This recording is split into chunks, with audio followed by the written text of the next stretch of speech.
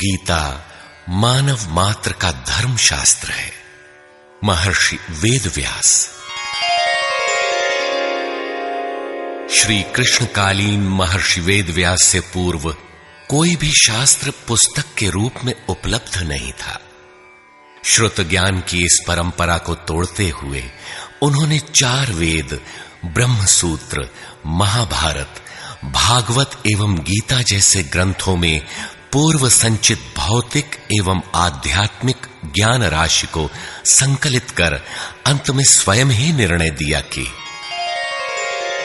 गीता सुगीता कर्तव्या किमन्यै शास्त्र विस्तरे या स्वयं पद्मनाभस्य मुखपद्माद विनिसृता।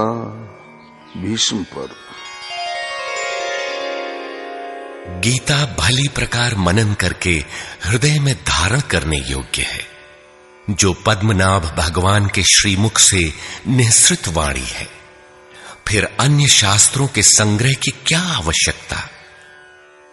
मानव सृष्टि के आदि में भगवान श्री कृष्ण के श्रीमुख से निःसृत अविनाशी योग अर्थात श्रीमद् भगवद गीता, जिसकी विस्तृत व्याख्या वेद और उपनिषद है, विस्मृति आ जाने पर उसी आदि शास्त्र को भगवान श्री कृष्ण ने अर्जुन के प्रति पुनः प्रकाशित किया, जिसकी यथावत व्याख्या यथार्थ गीता है। एकम शास्त्रम देवकी पुत्र गीतम एको देवो देवकी पुत्रेव एको मंत्र तस्य नामानि यानि कर्माप्येकम तस्य देवस्य सेवा। गीता महात्म्य। अर्थात एक ही शास्त्र है जो देवकी पुत्र भगवान ने श्रीमुख से गायन किया। गीता एक ही प्राप्त करने योग्य देव है। उस गायन में जो सत्य बताया, आत्मा सिवाय आत्मा के कुछ भी शाश्वत नहीं है। उस गायन में उन महायोगेश्वर ने क्या जपने के लिए कहा। ओम। अर्जुन, ओम अक्षय परमात्मा का नाम है, उसका जप कर और ध्यान मेरा धर। एक ही कर्म है। गीता में वर्णित परम देव एक परमात्मा की सेवा। उन्हें श्रद्धा से अपने हृदय में धारण करें। अस्तु, आरंभ से ही गीता आपका शास्त्र रहा है। भगवान श्री कृष्ण के हजारों वर्ष पश्चात परवर्ती जिन महापुरुषों ने एक ईश्वर को सत्य बताया, गीता के ही पथ पर चलने वाले पथिक हैं, गीता के ही संदेशवाहक हैं। ईश्वर से ही लौकिक एवं पारलौकिक सुखों की कामना, ईश्वर से डरना, अन्य किसी को ईश्वर न मानना, यहां तक तो सभी महापुरुषों ने बताया। किंतु ईश्वरीय साधना, ईश्वर तक की दूरी तय करना, ये केवल गीता में ही सांगोपांग क्रमबद्ध सुरक्षित है। गीता से सुख शांति तो मिलती ही है, ये अक्षय अनामय पद भी देती है। देखिए श्रीमद् भगवद गीता की टीका, यथार्थ गीता।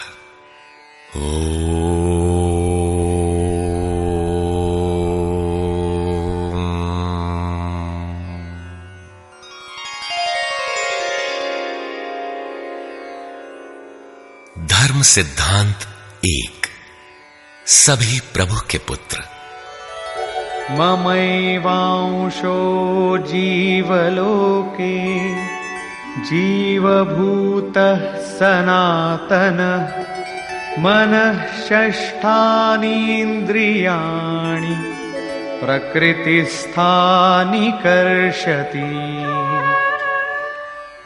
सभी मानव ईश्वर की संतान है, मेरे विशुद्ध अंश हैं। मानव तन की सार्थकता। किम पुनर्ब्राह्मणा पुण्या भक्ता राजर्षयस्तथा अनित्यमसुखं लोकम् इमं प्राप्य भजस्व माम्। सुख रहित क्षण भंगुर किंतु दुर्लभ मानव तन को पाकर मेरा भजन कर, अर्थात भजन का अधिकार मनुष्य शरीरधारी को है। मनुष्य की केवल दो जाति, द्वौ भूत सर्गौ लोकेस्मिन् दैव आसुर एव च। दैवो विस्तरशः प्रोक्त आसुरं पार्थ मे शृणु। मनुष्य केवल दो प्रकार के हैं, देवता और असुर। जिसके हृदय में दैवी संपत्ति कार्य करती है वो देवता है, तथा जिसके हृदय में आसुरी संपत्ति कार्य करती है वो असुर है। तीसरी कोई अन्य जाति सृष्टि में नहीं है। हर कामना ईश्वर से सुलभ। त्रैविद्या मां सोमपाः पूतपापा यज्ञैरिष्ट्वा स्वर्गतिं प्रार्थयन्ते।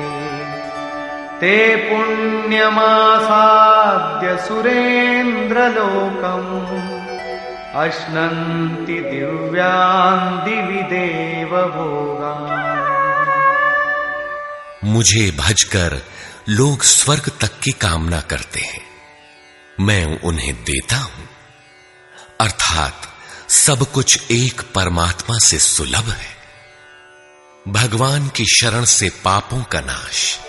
अपि चेदसि पापेभ्यः सर्वेभ्यः पापकृत्तमः सर्वं ज्ञानप्लवेनैव वृजिनं सन्तरिष्यसि। संपूर्ण पापियों से अधिक पाप करने वाला भी ज्ञान रूपी नौका द्वारा निस्संदेह पार हो जाएगा। ज्ञान अध्यात्मज्ञान नित्यत्वं तत्त्वज्ञानार्थदर्शनम् एतज्ज्ञानमिति प्रोक्तम् अज्ञानं यदतोऽन्यथा। आत्मा के आधिपत्य में आचरण, तत्व के अर्थ रूप मुझ परमात्मा का प्रत्यक्ष दर्शन ज्ञान है, और इसके अतिरिक्त जो कुछ भी है अज्ञान है। अतः ईश्वर की प्रत्यक्ष जानकारी ही ज्ञान है। भजन का अधिकार सबको। अपि चेत् सुदुराचारो भजते मामनन्यभाक् साधुरेव समन्तव्यः सम्यग् व्यवसितो हि सः।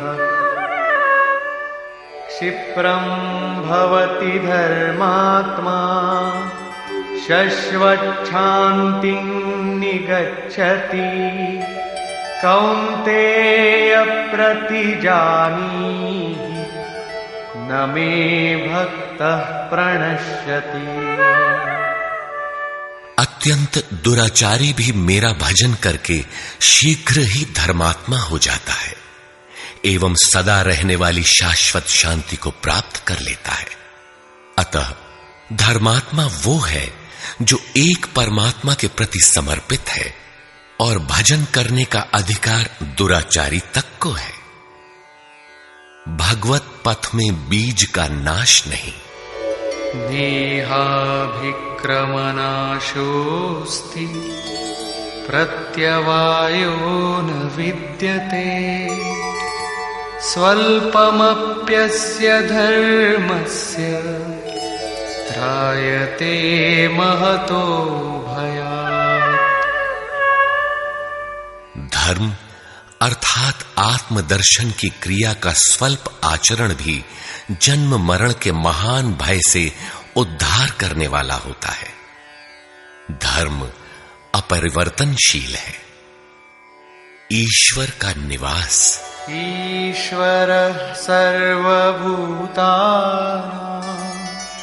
हृद्देशेऽर्जुन तिष्ठति भ्रामयन् सर्वभूतानि यन्त्रारूढानि मायया। ईश्वर सभी भूत प्राणियों के हृदय में रहता है, तो शरण किसकी जाएं? तमेव शरणं गच्छ सर्वभावेन भारत तत्प्रसादात् परां शान्तिं स्थानं प्राप्स्यसि शाश्वतम्। संपूर्ण भाव से उस हृदयस्थ एक परमात्मा की शरण में जाओ, जिसकी कृपा से तू परम शांति शाश्वत परम धाम को प्राप्त होगा। यज्ञ। सर्वाणि इन्द्रियकर्माणि प्राणकर्माणि चापरे आत्मसंयमयोगाग्नौ जुह्वति ज्ञानदीपिते।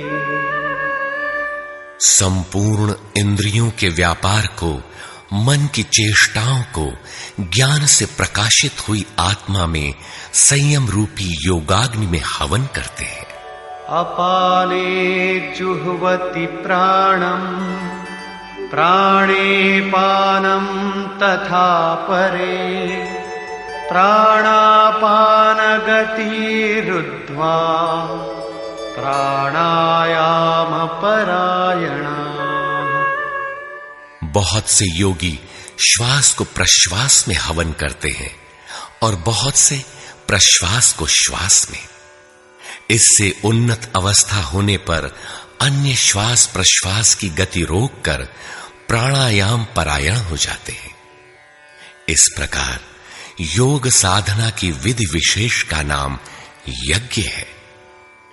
उस यज्ञ को कार्य रूप देना कर्म है। कर्म।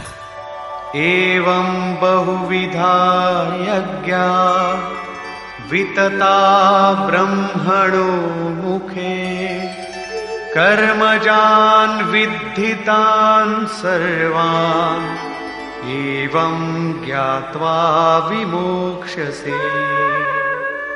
इस प्रकार बहुत से यज्ञ, जैसे श्वास का प्रश्वास में हवन, प्रश्वास का श्वास में हवन, श्वास प्रश्वास का निरोध कर प्राणायाम के परायण होना इत्यादि यज्ञ जिस आचरण से पूर्ण होता है, उस आचरण का नाम कर्म है। कर्म माने आराधना, कर्म माने चिंतन। योग साधना पद्धति का नाम यज्ञ है।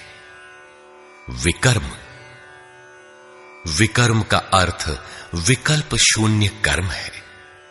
प्राप्ति के पश्चात महापुरुषों के कर्म विकल्प शून्य होते हैं।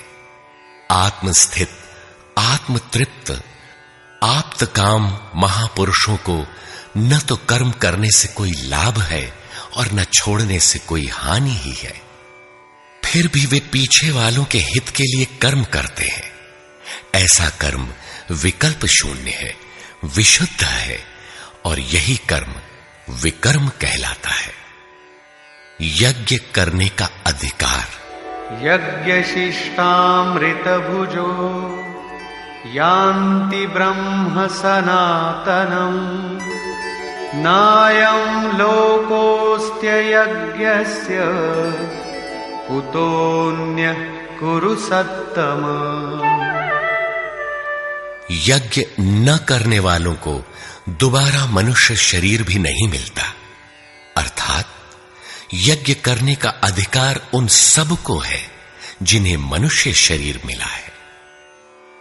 ईश्वर देखा जा सकता है। भक्त्या त्वनन्यया शक्य अहमेवं विधोर्जुन ज्ञातुं द्रष्टुं च तत्त्वेन प्रवेष्टुं च परन्तप। अनन्य भक्ति के द्वारा मैं प्रत्यक्ष देखने, जानने तथा प्रवेश करने के लिए भी सुलभ। आश्चर्यवत् पश्यति कश्चिदेनम् आश्चर्यवद् वदति तथैव चान्यः आश्चर्यवच्चैनमन्यः शृणोति श्रुत्वाप्येनं वेद न चैव कश्चित्। इस अविनाशी आत्मा को कोई विरला ही आश्चर्य की तरह देखता है।